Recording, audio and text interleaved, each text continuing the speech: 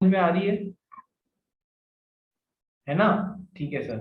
तो अपन एक particular situation लेके चल रहे हैं जहां पर सेलर ने गुड्स की ओनरशिप बायर नंबर 1 को ओनरशिप या तो दे दी है या देने का प्रॉमिस किया है, यानी कि या तो सेल हो गया या एग्रीमेंट टू सेल हो गया, इससे हमें कोई फर्क नहीं पड़ता है, या तो सेल हो गया या एग्रीमेंट टू सेल हो गया। ठीक है, यानी कि ओनरशिप दे दी गई है या देने का प्रॉमिस किया गया है, लेकिन उस माल का, समझना, बायर उस माल का पेमेंट नहीं हुआ है, उस माल का पेमेंट नहीं हुआ है, उस माल का पेमेंट नहीं हुआ है, और बायर नंबर 1 उन गुड्स को बायर नंबर 2 को बेच रहा है। क्या चीज दिखा के? या तो उन गुड्स को दिखा के, गुड्स खुद, मान लो डिलीवरी हो गई है तो गुड्स दिखा के, मान लो डिलीवरी नहीं हुई है, गुड्स यहीं पर पड़े हैं, तो उन गुड्स के डॉक्यूमेंट ऑफ टाइटल दिखा के, ये गुड्स के डॉक्यूमेंट है, यानी कि सेलर ने दोनों में से एक बेवकूफी कर दी है बायर को देने की, या तो गुड्स पकड़ा दिए हैं या document of title to goods पकड़ा दिए, यानी कि उन गुड्स के कागज पकड़ा दिए हैं। ठीक है, वो दिखा के, या तो गुड्स दिखा के या document of title to goods दिखा के बायर नंबर 1 ने बायर नंबर 2 को बोला ये गुड्स अपने ही है, आपको बेचता हूं। ठीक है, और अभी तक उन गुड्स का पेमेंट नहीं आया है, उन गुड्स का पेमेंट नहीं आया है।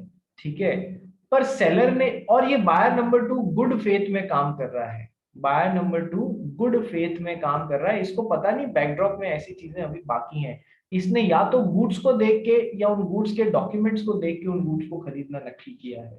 ठीक है, तो यहां पर अब देखो, एक सिचुएशन ऐसी भी है ना जहां पर ये सेलर ने अभी तक बायर को यहां पर ओनरशिप नहीं दी है, ओनरशिप नहीं दी है, लेकिन या तो गुड्स पकड़ा दिए या फिर document of title to goods पकड़ा दिए हैं, और बायर नंबर 2 जो है, और बायर नंबर 2 जो है वो इन गुड्स को या तो गुड्स देख के या document of title to goods देख के खरीद रहा है। तो फिर बायर नंबर 2 के पास में, भले ही बायर नंबर 1 के पास में एग्रीमेंट टू सेल में ओनरशिप नहीं थी, पर सेलर ने क्या बेवकूफी कर दी, या तो गुड्स दे दिए या फिर वो document of title to goods दे दिए, उसको देख के बायर नंबर 2 ने ये गुड्स खरीद लिए, तो फिर अब बायर नंबर 2 के पास में बेटर टाइटल आ जाएगा जो खुद बायर नंबर 1 के पास में नहीं था। क्या ये बात समझ में आई आपको? कल हमने, कल या परसों में एक चीज और पढ़ी थी, एक तो था सेल ऑन रिटर्न बेसिस, एक होता है सेल ऑन कैश और रिटर्न बेसिस, याद आ रहा है या नहीं आ रहा है? सेल और रिटर्न बेसिस और सेल ऑन कैश और रिटर्न बेसिस। एक में तो क्या होता था, एक्स ने वाई को माल बेचा sale on approval basis, sorry sale on approval basis पे माल बेचा, तेरे को समझ में आए 3 दिन रख के देख ले, तेरे को समझ में आए तो ठीक है अप्रूवल दे देना, नहीं समझ में आए तो माल को वापस दे देना। वाई ने दूसरे दिन ही वो माल जेड को बेच दिया, यानी कि sale on approval basis, sale on approval में अप्रूवल दे दिया इसने एक्स वाई ने कि हाँ मैं माल खरीद रहा हूं। अब अपन ने ये मान के चला था कि पहले इसने अप्रूवल दे दिया फिर इसने आगे बेचा, इसलिए इसको अच्छी ओनरशिप मिलेगी, इसलिए इससे वापस माल नहीं मांगा जा सकता मिस्टर एक्स के द्वारा। मिस्टर एक्स ज्यादा में ज्यादा मिस्टर वाई के ऊपर प्राइस के लिए केस कर सकते हैं। वेयर सेल ऑन कैश और रिटर्न बेसिस में क्या हो रहा था कि सर एक्स ने वाई को माल की डिलीवरी दे दी, ये कहते हुए कि देख मैं तेरे को माल का केवल डिलीवरी दे रहा हूं, ओनरशिप तब तक नहीं दूंगा जब तक कि मेरे को कैश नहीं मिल जाता, जब तक कि मेरे को पेमेंट नहीं मिल जाता तब तक मैं तेरे को ओनरशिप नहीं दूंगा। अब इसने आगे ये माल जेड को बेच दिया, ठीक है, तो क्या जेड को अच्छी ओनरशिप मिलेगी? सर नहीं मिलेगी, क्योंकि this was sale on cash और रिटर्न बेसिस में इसने कैश पेमेंट नहीं किया। तो अब यहां पर एक्स मिस्टर जेड से जाके माल वापस लेके आ सकता है, ऊपर वाली सिचुएशन में मिस्टर जेड से माल वापस लेके नहीं आया जा सकता था। दोनों में अपन ने कल या परसों में फर्क भी पड़ा था। ठीक है, अब यहां पर सेम सिचुएशन को देखो, कंपेयर करो, अप्लाई करो, जहां पर if it was a sale on approval basis, कि सर अप्रूवल कर लो, देख लो यहाँ पर गुड्स देख के या फिर डॉक्यूमेंट ऑफ टाइटल देख के बायर नंबर 2 ने वो माल खरीद लिया, तो ठीक है सर, कोई प्रॉब्लम नहीं है। लेकिन सेलर ने ऐसा ही बोल दिया बायर नंबर 1 को कि सर जब तक कैश नहीं मिलेगा तब तक कोई ओनरशिप नहीं, तो भले ही इसने बायर नंबर 2 ने गुड फेथ में खरीद लिया, इससे माल वापस उठा के लाया जा सकता है। तो जो पहली सिचुएशन थी ना, पहली सिचुएशन में क्या बोल रहा हूं मैं, देखो बहुत ज्यादा हौच-पौच हो गया है। पहली सिचुएशन में मैं ये बोल रहा हूं दैट सर सेलर ने जो बायर नंबर 1 को सेल ऑन अप्रूवल बेसिस वाली जो बात बोली थी, वैसी सिचुएशन को अडॉप्ट करना, सेल ऑन अप्रूवल वाली जो बात बोली थी, ठीक है, उसके कारण बायर नंबर 2 को उसने माल बेच दिया, तो और इसने भी गुड फेथ में खरीदा, तो सर ये भले खुद ओनर नहीं है, इसने आगे एक तरीके से बायर नंबर 2 को अच्छी ओनरशिप दे दी। और बायर नंबर 2 ने या तो गुड्स देख के या फिर उन गुड्स के डॉक्यूमेंट ऑफ टाइटल को देख के, जो कि खुद सेलर ने इसको दे दिए हैं, वो देख के ये किया था, तो फिर अब ये सही सेल होगी। But if the seller has given the goods on sale on cash और रिटर्न बेसिस, तो फिर इससे माल वापस उठा के लाया जा सकता है। कहीं ना कहीं उसी चीज को यहाँ पर लाके जोड़ा जा रहा है। किसको प्रॉब्लम थी, निनाद या निकुंज में से? सर सर मुझे ओरिजिनल सेलर का ही पूछना था, समझ गया। क्या, वापस बोल। ओरिजिनल सेलर का ही पूछना था, समझ गया।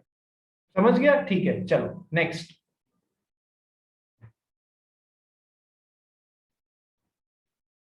Sixth, effect of estoppel. ये मैं धीमे धीमे इसलिए करा रहा हूं रे क्योंकि ये बहुत इंपॉर्टेंट है। So let's do effect of ईस्टॉपल।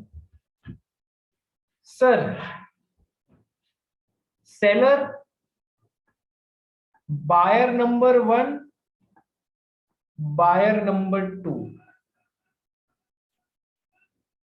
Seller ने बायर नंबर 1 को माल की ओनरशिप दे दी, लेकिन एक चीज होती है ना लियन, क्या आपने वर्ड लियन सुना है, पहले पढ़ा है? What is the right of लियन? Money lender क्या एक्सरसाइज करता है, अपना राइट ऑफ लियन एक्सरसाइज करता है। फॉर एग्जाम्पल, राइट ऑफ लियन का मतलब होता है उन गुड्स का पोजेशन अपने पास में दबा के रख लेना जब तक कि उन गुड्स का पेमेंट नहीं मिल जाता, या तो इसको right of lien. Lien is to be associated with physical possession of the goods.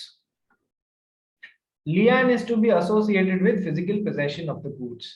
तो मनी लेंडर से मान लो एक दिन निकुंज पैसा उधार लेने गया, मेरे को 5 लाख रुपया उधार चाहिए। मनी लेंडर ने कहा सिक्योरिटी जैसे क्या रखाएगा? निकुंज बोला ये लो मेरी कार की चाबी रख लो अपने पास में। तो मनी लेंडर ने उन गुड्स का पोजेशन अपने पास में रख लिया, ठीक है, उन गुड्स के ऊपर लियन हो गया। लियन हो गया मतलब अब यदि निकुंज ये 5 लाख रुपया मनी लेंडर को वापस नहीं चुकाता है तो वो कार बेच के अपने पैसे वसूल देगा, और यदि उसने पैसे चुका दिए तो कार पे से लियन हटके कार वापस निकुंज के पास में चली जाएगी। So this is what is the right of लियन, that is physical possession of the goods. समझ में आया? बोलो हाँ या ना, लियन का मतलब, ठीक है। तो सेलर ने बायर को गुड्स की ओनरशिप दे दी, लेकिन बोला जब तक इन गुड्स का पेमेंट नहीं आ जाता तब तक मैं गुड्स की डिलीवरी आपको नहीं दूंगा, और इन गुड्स के ऊपर लियन है, यानी कि जब तक आपने मुझे पेमेंट नहीं किया तब तक इन गुड्स का फिजिकल पोजीशन मेरे पास में ही पड़ा हुआ रहेगा। सिचुएशन समझ में आ गई? बोलो हाँ या ना। बोल सकते हैं ना, भैया ओनरशिप चाहिए तू ले जा, कोई प्रॉब्लम नहीं, लेकिन इस माल का फिजिकल पोजीशन तो मैं तेरे को तभी दूंगा जब इन गुड्स का पेमेंट तू मुझे देगा, फिर माल ले जाना, फिजिकल माल तब ले जाना, ठीक है। सिचुएशन ये है, यानी उसने सेलर ने राइट ऑफ लियन एक्सरसाइज कर रहा है। बायर नंबर 1 ने बायर नंबर 2 एक दूसरे मुर्गे को फंसाया। क्या मुर्गे को फंसाया? कि देख मेरा एक गुड्स है, ये मेरा ही है, ठीक है, और इस पे किसी का कोई राइट ऑफ लियन नहीं, बस एक दूसरे आदमी के पास में ये पड़ा हुआ है, तो तेरे को खरीदना हो, तेरे काम की चीज है, ऐसा कह के बायर नंबर 1 बायर नंबर 2 को यहां पर लेके आ गया सेलर के पास में।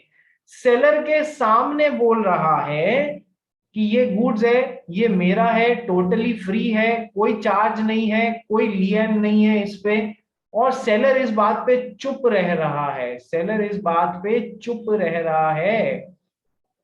बायर नंबर वन और बायर नंबर वन ने बायर नंबर टू के सामने जब ये बात रिप्रेजेंट की, सेलर वहीं पर था और सेलर इस बात के ऊपर चुप रह गया। यानी कहीं ना कहीं सेलर का भी रोल आ गया इस बात में विश्वास दिलाने में कि इन गुड्स के ऊपर कोई लियन नहीं है, टोटली फ्री है, बायर नंबर वन इन गुड्स को बायर नंबर टू को बेच सकता है। बोलो कहीं ना कहीं सेलर ने भी इस बात में अपना रोल प्ले कर दिया या नहीं कर दिया बायर नंबर टू के सामने कि हाँ ऐसा ही है जैसा बायर नंबर वन रिप्रेजेंट कर रहा है, चुप रहने के कारण। समझ में आई सिचुएशन? बोलो हाँ या ना। यस। तो अब क्या बाद में सेलर, जब बायर नंबर टू ने बायर नंबर वन को उन गुड्स के पैसे दे दिए, तो क्या बाद में बायर टू जब सेलर के पास से उन गुड्स का फिजिकल पोजीशन लेने आएगा तो सेलर मना कर सकता है क्या? अरे नहीं, वो तो ऐसे ही फर्जी बोल रहा था, जबकि इन गुड्स पे तो सही में लियन है। सर सेलर वुड बी ईस्टॉप्ड, ईस्टॉपल का रूल लगेगा। Seller would be estopped afterwards from denying the truthfulness of this fact which he himself has represented on remaining silent. बाद में वो अपने द्वारा प्रदर्शित की गई बात को मना नहीं कर सकता, उसे वैसे ही काम करना होगा जैसा उसने रिप्रेजेंटेशन करने में साथ दे दिया था। He will be estopped from denying that fact जो उसने खुद ने रिप्रेजेंट कर दिया था बायर नंबर टू के सामने। सो रूल ऑफ ईस्टॉपल, ईस्टॉपल का नियम क्या बोलता है? यदि आपने किसी बंदे के सामने कोई चीज रिप्रेजेंट कर दी है और उस बेसिस पे कॉन्ट्रैक्ट बन गया है, तो बाद में आप उस चीज को नकार नहीं सकते ये कहते हुए कि ऐसा तो था ही नहीं। You will be estopped from denying the truthfulness of that fact and you will have to act in the same manner as if the fact represented by you was true. The rule of estoppel, does it applies on minors? estoppel का rule minor पे लगता है क्या? No sir. नहीं, minor ने यदि अपने आप को मेजर रिप्रेजेंट करके भी मिस्टर एक्स के साथ में कॉन्ट्रैक्ट बना लिया, तो मिस्टर एक्स ये नहीं कह सकते अब तो तेरे पे ईस्टॉपल का रूल लग गया, अब तू है ना भले ही 17 साल का है, तूने अपने आप को मेजर रिप्रेजेंट किया था, अब तुझे वैसे ही एक्ट करना पड़ेगा, you are estopped from denying this fact. नहीं, उसको minor can always plead minority, वो हमेशा बोल सकता है भले ही मैंने गलत रिप्रेजेंट किया, मेरे पे रूल ऑफ ईस्टॉपल नहीं लगता है, मैं तो वैसे ही काम करूंगा जैसे माइनर होता है। ठीक है, तो बात समझ में आ गई? खुद सेलर चुप रह गया जब बायर नंबर वन ने बोला अरे अपना ही माल है, कोई प्रॉब्लम नहीं है, कोई दिक्कत नहीं है, कोई चार्ज नहीं है, कोई लियन नहीं है, ठीक है, ऐसा कह के, और सेलर चुप रह गया ये सब देखते हुए भी।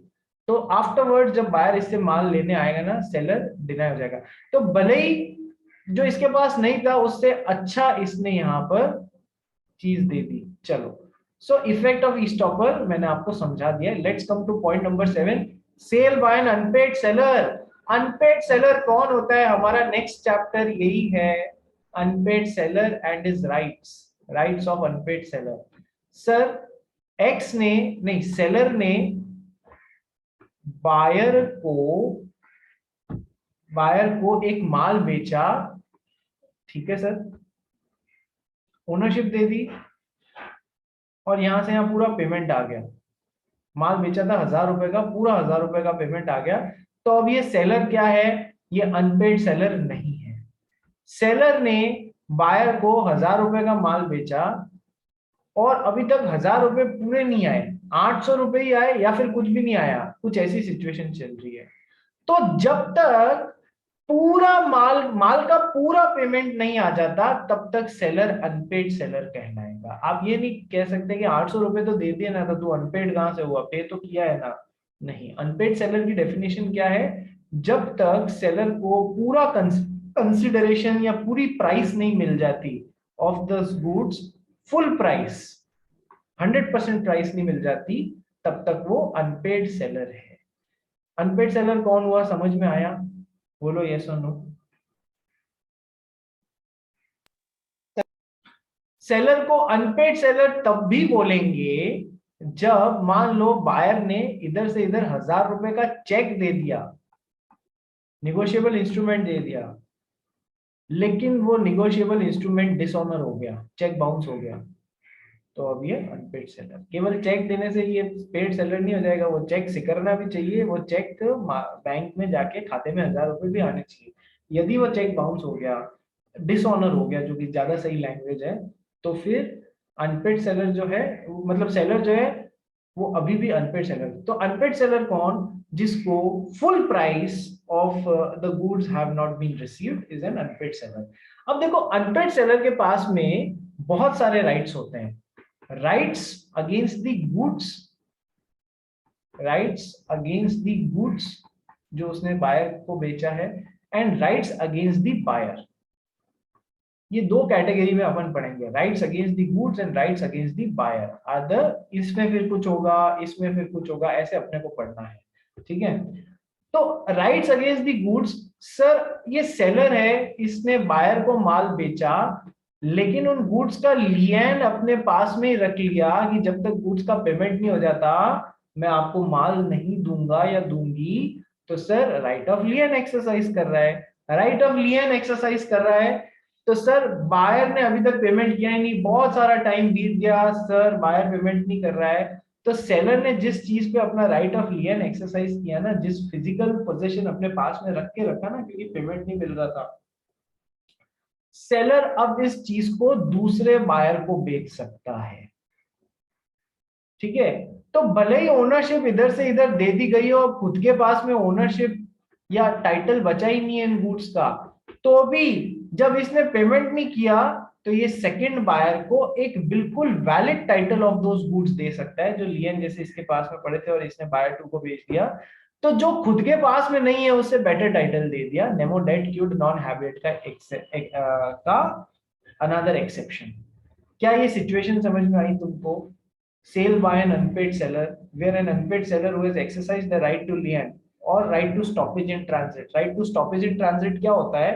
सर ये सेलर है, अभी तक अनपेड सेलर है, पैसे नहीं मिले, और माल कैरियर को दे दिया, माल अभी तक ट्रांजिट में है। ट्रांजिट क्या होता है मैं आपको बताऊंगा नेक्स्ट चैप्टर में। माल अभी तक बायर के पोजीशन में नहीं आया है, इतने में खबर मिलती है सेलर को, भाई हंगामा हो गया, ये तो इंसॉल्वेंट हो गया है, buyer has become insolvent, buyer has become insolvent, ठीक है। इतने में खबर मिलती है और अभी तक ट्रांजिट में ही चल रहे हैं गुड्स। ये कैरियर को कॉल करके बोल सकता है, अबे रोक दे, माल डिलीवर मत करना, रोक दे माल, बायर को मत देना, वो इंसॉल्वेंट हो गया, वापस माल भगा के मेरे पास भेज, ठीक है। इंसॉल्वेंट हो गया है, अब इसको माल मिल गया ना, मेरी ऐसी तैसी हो जाएगी पेमेंट की, ठीक है। तो अनपेड सेलर का पहला राइट तो होता है राइट ऑफ लियन, दूसरा राइट होता है right of stoppage in transit.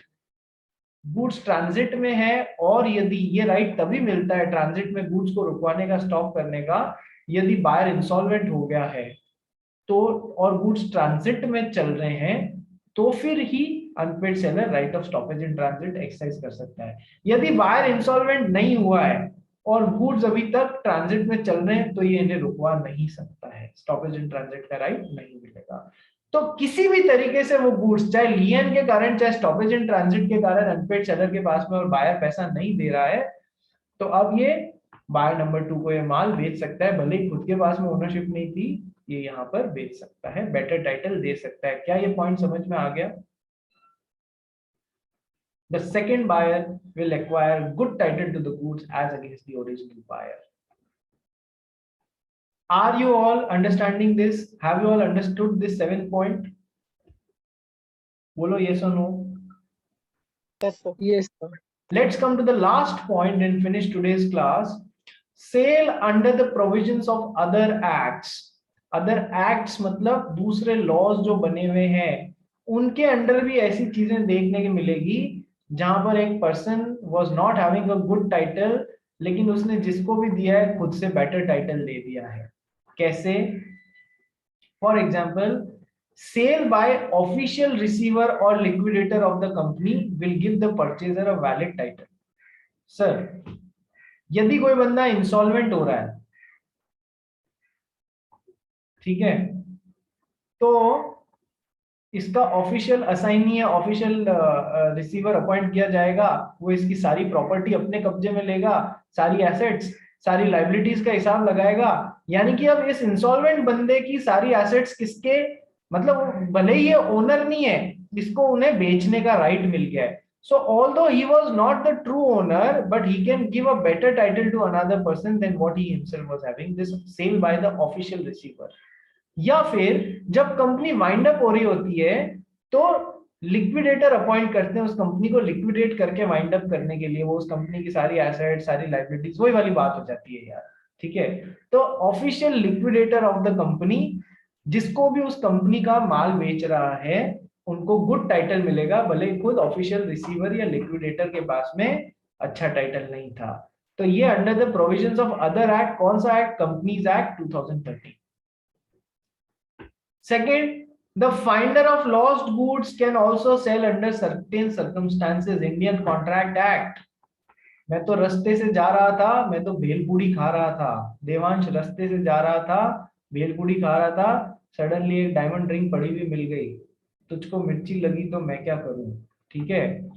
So diamond ring पड़ी हुई मिल गई, जैसे ही इसने उसको उठा के पोजेशन में लिया, या मान लो एक काऊ मिल गई यार, एक गाय मिल गई, गाय को जैसे ही पोजेशन में लिया, अंडर ये क्या बन जाता है, finder of goods. Finder of goods बन जाता है, तो इसका फाइंडर ऑफ गुड्स का और इस काऊ के ओरिजिनल ओनर के बीच में एक क्वासी कॉन्ट्रैक्ट बनता है। क्वासी कॉन्ट्रैक्ट में देवांश इसको ढूंढने की कोशिश करेगा, उन गुड्स की प्रॉपर केयर करेगा, ठीक है। केयर करने में या ढूंढने में जितना पैसा है, वो यदि इन गुड्स की वैल्यू के 75% के बराबर खर्चा कर देता है, तो अब किसी को पूछने की जरूरत नहीं है, सीधा उन गुड्स को मार्केट में बेच सकता है बिना किसी की परमिशन के। या फिर गुड्स यदि पेरिशेबल नेचर के हैं, मैं तो रास्ते से जा रहा था, भेलपूरी खा रहा था, मुझे एक सब्जियों का टोकरा पड़ा हुआ मिला, ढूंढने में लगूंगा तो वो सड़ जाएगा, सीधा राइट मिल जाता है, पेरिशेबल आइटम को मैं लॉस कम से कम करो, मिल जाए ठीक है, अगले 1 घंटे में इसका मालिक, अदरवाइज बेच बचा के लॉस कम करो, ठीक है।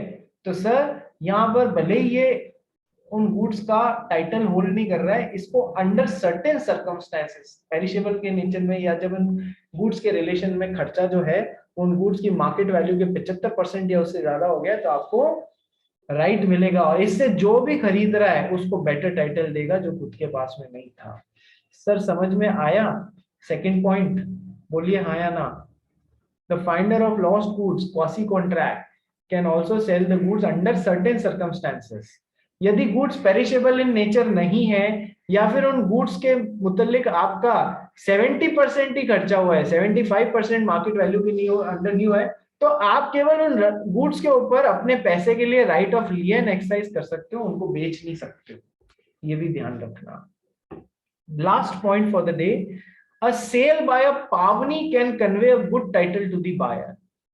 Sale by a pavni, sir, money lender के पास में, मान लो रिया को कोई गुड्स की कुछ पैसे की जरूरत थी, मनी लेंडर के पास में गई, पैसे देता है क्या, मनी लेंडर बोला क्या गिरवी रखेगी, तो रिया ने अपना एक कोई गोल्ड कॉइन इसके पास में गिरवी रख दिया, ठीक है, गोल्ड कॉइन इसके पास में गिरवी रख दिया और पैसे ले लिए। अब रिया ने मान लो लोन चुकाने में असमर्थता जाहिर कर दी, या लोन चुका नहीं पा रही है, तो यहां पर सर ये क्या प्लेज हुआ या नहीं हुआ, this is a transaction of pledge, जहां पर रिया ने अपने गुड्स को प्लेज किया है। प्लेज का मतलब सर एज अ सिक्योरिटी दिया है टुवर्ड्स लोन, ठीक है। बेलमेंट, प्लेज, हाइपोथिकेशन और मॉर्गेज, चारों का मतलब मैंने आपको पहले बताया हुआ है, ठीक है। So in this case money lender को जब अपना पैसा नहीं मिलता है, तो ये पावनर पावनी रिलेशनशिप हो जाता है। प्लेज में प्लेजर प्लेजी बोल लो, या पावनर पावनी बोल लो, प्लेजर प्लेजी या फिर पावनर पावनी। पॉन शॉप्स देखिए आपने, और वो ऑनलाइन सीरियल्स आता है ना, पॉन शॉप्स, जिसमें गिरवी रखी हुई चीजों को या पुरानी एंटीक आइटम्स को खरीद खरीद के बेचते हैं, ठीक है, पॉन शॉप, ठीक है। तो अब पावनी यानी प्लेजी यानी money lender can sell his this gold coin in case is not receiving his money back in timely manner, तो इसको राइट मिल जाएगा। तो भले ही ये खुद ओनर नहीं था, जिसको भी वो बेच रहा है ना, उसको अच्छा टाइटल मिलेगा। ठीक है जी, 1 मिनट होल्ड करना।